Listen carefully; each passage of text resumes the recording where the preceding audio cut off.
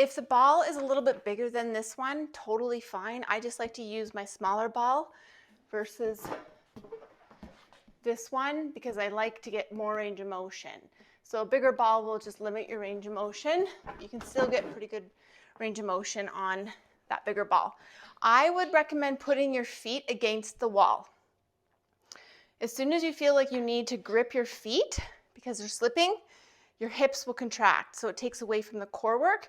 So put your feet against the wall. I won't do that just so you can hear and see what I'm doing. So the lower you go, the easier this is, right? See the lack of range of motion, which is good, but if you want to make it harder, come more on top of the ball. The whole idea about doing them on the ball or Bosu versus the floor is that you're getting past where you would on the ground, so then you're getting more of the lower core. So whenever a muscle is stretched, you get a really good workout there.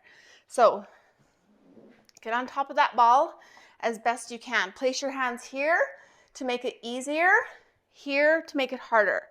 So big space between your chin and your chest, always looking up. You're going to go down one vertebrae at a time, super slow. So this is about how far you would get on the ground. Look at how much further we get when we're on the ball or Bosu. That's where that lower ab work comes into play.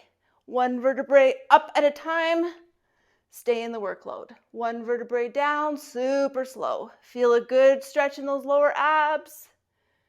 Pause.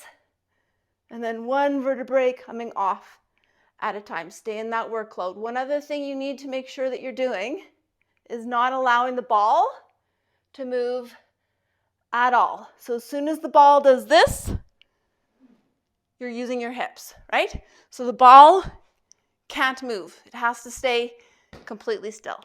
That should make it harder.